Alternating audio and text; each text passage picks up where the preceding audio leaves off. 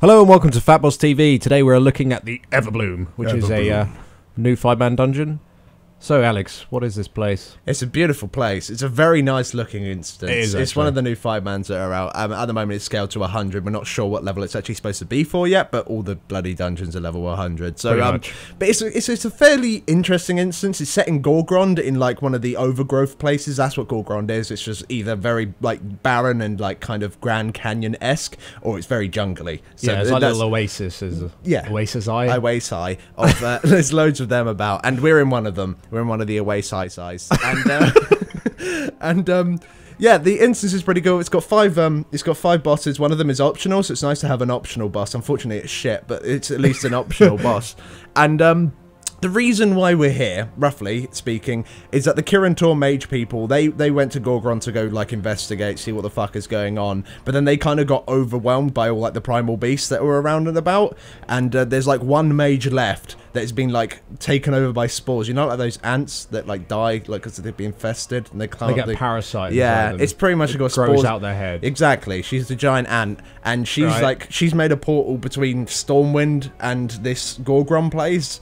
And like all the primals are going into there, so we're going there to stop that, I suppose. Right. I don't really know why that's a big deal for us. I guess we're kind of working with the Alliance as a horde player. I don't know what's going on in the story, but that's generally the idea. So we'll go straight into it, and kicking it off, the trash in this place is very. There's a very high amount of it. Yeah. Let's just say that there is a hell of a lot of trash.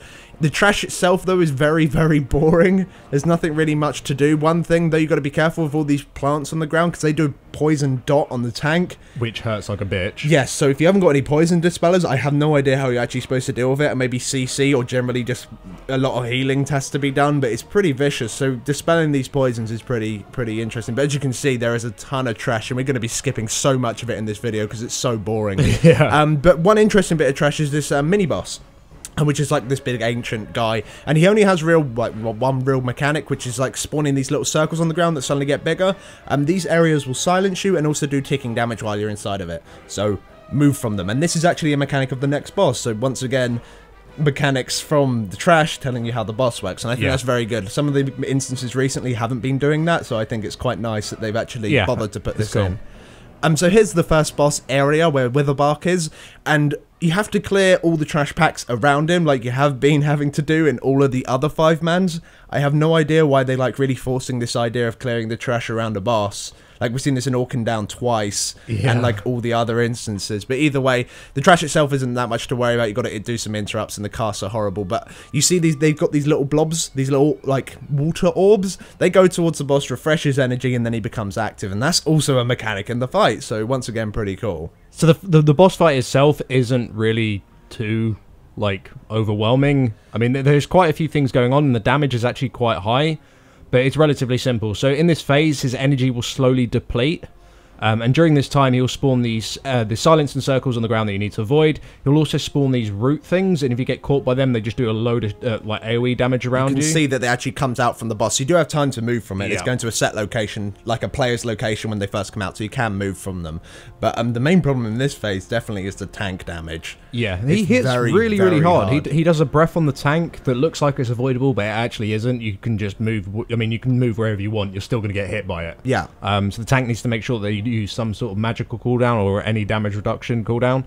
But yeah, it's just nasty as hell. So you just deal with these mechanics. The boss's energy will slowly go down, and once he does reach 0%, he'll freeze in place and he'll start taking extra damage. Yeah. And there's also these loads of these water orbs that was from the trash going towards the boss, spawning from the spawning from the water around the outside. So these slowly go towards the boss, and you've got to kill them, because if they reach him, they give him 25 energy. However, each time you kill them, of course they're respawning in higher numbers, but they actually do damage to the raid as well. Yeah. And later on, when there's like 6 or 7 orbs, if you kill them all at the same time, especially with AoE healing not being that great at the moment, it's going to hurt like a bitch. Yeah, it's very difficult to sort of balance, like, how much time you want to spend on the boss doing damage to him and how much time you actually want to spend killing the orbs, because it almost gets to a stage where there's so many orbs, all you're doing is killing orbs the entire time, which is totally counterproductive, because you're not getting any damage on the boss, and all you're doing is killing yourself. Now, an interesting thing with the orbs, though, is if they go over these little, like, the root patches, they actually turn into ads. The ads don't do anything, you just need to be picked up by the tank, but I thought it was quite a nice little mechanic. It's a cool mechanic, yeah. This bit kind of reminds me of Elegon, in a way. Yeah, the fact that you've got to kind of kill the orbs before they do reach the boss. But, yeah, at this point, there's not really any tank damage, it's just all raid damage. And apart from the ads. Yeah, apart from the ads, and that's what I kind of like. It's like a mixture of raid damage in this phase, and there's loads of tank damage in the other phase, so you've got to kind of do a bit of both. But these orbs, they can be knocked back, they can be slowed. My AoE stun personally didn't work, but other AoE stuns I imagine would. So they're pretty interesting. They can't be hard CC'd, like rooted or anything like that, but you can generally slow it down. So eventually you're just going to say, fuck it, just nuke the boss, we aren't going to get the damage out, and all the orbs go to him, refresh all of his energy, and when they actually get to the boss, they do AoE damage as well, so you got to be a little bit careful of that. And he does lose his shield. Yeah, sorry, his damage increase. Yeah, so after that, the phase 1 starts again, and you just keep rotating around until the boss eventually dies. But yeah, I think it's a really neat boss for a 5-man. I mean, yeah, especially because it's like a little bit, you've got to understand where to hold the boss as well. You can't just tank him anywhere. Away from the water is the best, so it takes longer. But you have to clear this whole corridor of trash. I've skipped it, fuck the trash. And you get onto the second boss, which is the Ancient Protectors. And this boss is probably the worst boss in here. Yeah, it's a little bit underwhelming. I think it's just a bit of a lack of mechanics, to be honest. You've got one guy on the right who constantly spams Wrath, and that's pretty much it. Otherwise all he does is place these little roots on the ground that you got to move out of, and that's all he does. He just constantly spams that. Then you got this melee guy running around. He'll either charge someone and put quite a nasty dot on them, which is something you got to be wary of, but he also does grip people in and then slices them, so you can see he's slicing there. But if you move from it, of course you don't get hit, so all you have to do is move from it. And the one that we've actually marked a skull with, he spams Water Bolt, and he also spams a heal. Every now and then he'll cast a heal, and because they got a shared health pool, it'll heal all of them for like 10-15%, so it's pretty horrible. So you got to make sure you do interrupt it. He also has a interruptible cast that buffs the mobs as well, so you got to interrupt that. Pretty much just focus this guy and interrupt everything that isn't Water Bolt. And unfortunately that's it. I felt that there was nothing too much going on with this fight. It definitely didn't feel as good. Like, we just came from that first boss that actually had something to worry about. This boss was a complete stomp. So I don't know if they need to increase the damage that they do, or maybe add a couple more mechanics. I just don't think they work well together as a group. The mechanics don't combo by any means. They're sort of like 3 bosses that probably should have been just bosses on their own. Yeah, exactly. Maybe, or something with more mechanics. I don't know. But after you've killed those guys, you do make your way down towards this area. Well, you don't have to. This is actually the optional area. It's just a cave on one side of the instance. Where you come up to the third boss. Yes, the spider boss. And as Loz just said, it is an optional boss, and rightfully so, because in its current state right now, it's really dreadful. Yeah, it's really broken. It's just broken. But you spawn the boss by like calling in the toxic eggs. You crack the toxic eggs, and the first phase of this fight just consists of the boss spawning loads and loads of ads. The boss actually just sits there. It's supposed to keep like dropping down and insta-killing players anywhere near it, so you're supposed to move from that, but the boss sometimes just bugs out and just lays there. But the spiders that spawn in, there's only one real spider that's an issue, and that's a Burstermund. It has like no health, but it fixates on a player, and if it reaches that player, it will explode and do like 60k damage, which is quite high. So making sure that you get rid of that Burstermund is really important, as well as these orcs that come in. Now these orcs that come in, just what they'll do is that if you actually, every time these spiders die, they actually leave a patch on the ground, which you can only see if you aim your camera correctly, and they'll go in and inhale that, and then they'll become stronger. So that's it. But after you killed a certain amount of spiders, the boss will spawn, and once again, she hasn't got too many mechanics, and half of them you can't see.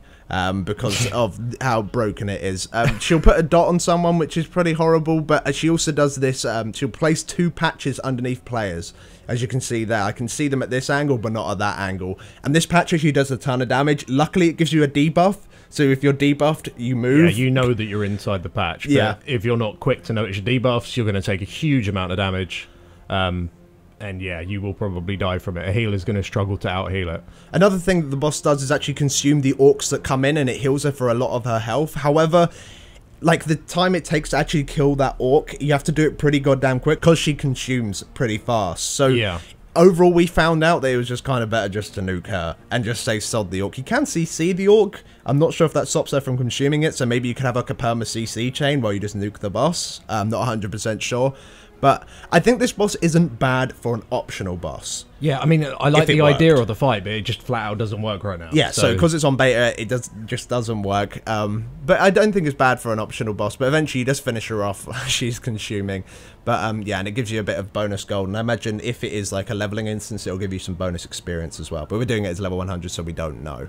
So here we come into the part where the Kirin Tor Mages are, and of course they're all infected by the spores of the local area. One really neat mechanic that they do, which isn't actually on the boss, is that they place all these little ice shards on the ground, and if you don't move from it, you're just going to get stunned, which I thought was pretty neat. But the trash itself isn't that difficult to deal with. You can kind of clear it out relatively fast, and then you actually get to go onto the Archmage Soul. She's pretty cool, though. I do like her. Yeah, so she's sort of like your traditional mage. She has a fire spec, a frost spec, and an arcane spec. And she starts using her fire spells. And to start with, all she'll do is just spam fireball. Exactly, yeah. Not really a big deal. Yeah, eventually you can interrupt it. She's got a debuff at the beginning of every single time she changes spec that makes it so you can't interrupt her for about like 15 seconds or so. But one main thing is that she's spawning these flowers. And then eventually she's like, alright, fuck you guys. I'm just going to try and insta-kill you with flower fire.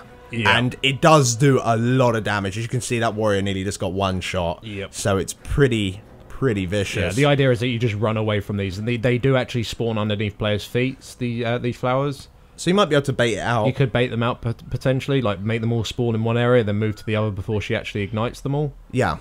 But yeah, that's all she does. And then eventually she will turn into frost. And it seems like it's done on time, not on health percentages, yeah.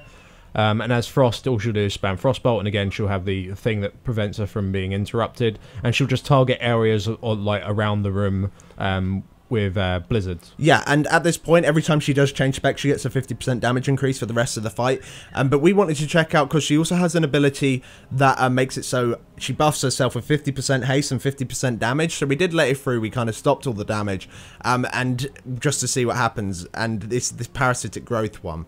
And it'll give her a shit ton of haste, a shit ton of damage, and you've got to interrupt the next ability in order for her to like drop the debuff. But her blizzard's pretty much one shot. Because the haste, it increases the ticks of the blizzard by the seams of it, and of course the damage is increased by like 100% at this point, so it's pretty vicious. But after another try, because we wiped there, you do get the arcane phase, and all it does, she just spams arcane blasts. And pretty much you got to kill her before she kills you. It's like a little bit of a pseudo-enrage. Yeah. But I think she's a neat boss. I don't think she's anything outstanding, but I think she's a solid boss. But here is the last boss, and he goes through the portal to Stormwind, which is this portal on the other side is an actual place implemented in the game now as well. So it's actually part of the overworld, which is pretty neat. And here you are fighting the last boss with the backdrop of Stormwind in the background, which is it's really, really, really good. The last boss himself, though, I thought he was very good. I think he's a very, very solid boss. It's probably one of the best bosses in here as well. Got plenty of mechanics. Yeah, the first of which you'll notice is that giant shockwave in front of him, which is pretty horrible. But you got a lot of mages around the outside, and these mages are helping a hell of a lot. However, he does entangle them, and this, if it goes on too long, the mages will die. And as you can see, the mages are helping you kill the ads that he's spawning. He has like 3 different types of ads. The ads that we see there just do a frontal cone breath on whoever they're targeting. So it's really good. Really, this whole fight consists of like trying to finish off all the ads. But one of his main abilities is Genesis, where he spawns all these little plants all over the floor, and you've got to run around and stomp on all of them, because at the end of Genesis they're all going to spawn at the same time. And if you have them, in all fairness, the plants really don't do anything, but it's just a hell of a lot for your tank to pick up, considering there's so many ads already. Yeah. It's just generally a little bit nasty if you don't kill those ads. But the mages that are helping you to kill the ads, they do, like you say, a lot of damage. So it's really important that you do actually free them from the entanglement, and your healer can actually heal them. Oh, right, okay, awesome. As well as, these are the worst ads here, the small ads here. And as you can see, the Arcane will pretty much one-shot them. But they leave a really fucking vicious dot on the tanks. Yeah, I think that dot is maybe a little bit overtuned, unless they expect every group to, like, CC the shit out of those ads and no one goes near them. Yeah. So people will be typhooning them, using Vortex on them, Frost Novas, literally just get them, like, as far away from the group as possible. Yeah. Because the dot is really, really nasty. But that's pretty much the fight. It just consists of like clearing out the ads in the Genesis phase, as well as killing all. It's pretty much ad management, making sure the mages don't die because they help so much, and slowly whittling down the boss. The boss maybe has like too much health. Like the fight does go on for quite a long time, so it like towards the end of it, it's getting a bit repetitive, especially for a 5-man. Normally it's like a flavor and then you're done. Yeah, that's generally how 5-man bosses the great work. thing about this fight is that if you don't do it properly, you will wipe. Yes, 100%. There's, you know, it's pretty deadly if you don't do it properly. I mean, the footage you're seeing now, we are actually doing it how it's intended. You know, we're moving out the shockwave. You make sure that you do free the NPCs, try and keep them alive with the heals, and when the little lads do come, and when any ads come, kill them as soon as you possibly can. If you don't do that, you will flat out be overwhelmed and will just die. Yeah, exactly. Because the tank damage is already high. Yeah, it's very, very let alone that they're being ads, so... But that's the whole instance overall, and I think it's very hit and miss because that is expected in beta. It is. Yeah, I mean, I think the instance itself looks amazing. Like the layout as well, I think isn't that bad. I think maybe it's a little bit odd that you sort of like go one way and then go back on yourself after you've killed the first boss. Yeah, you kind of wrap around. Yeah, it'd be better if maybe it was more of a route, considering you have to kill that guy as well. He's not optional. You do have to kill him to progress through the rest of the instance. It seems a little bit weird that you have to go down there to kill him. But yeah, and maybe the bosses, it'd probably be better to sort of have a look at this instance once they have been fixed and have their mechanics working as intended. Yeah. Because, like, the spider boss as an example, it just doesn't feel like a boss. Yeah, it's just a bit broken. And the second boss, like, everything was working for them, but it didn't feel difficult in comparison to everything else in this instance, which is pretty difficult. You got to actually more difficult. Yeah, it's more difficult. Like the second boss was just. Well, I remember when we did the second boss the first time we went in this place. I actually thought it was trash. Yeah, exactly. I didn't even realize it was a boss. So.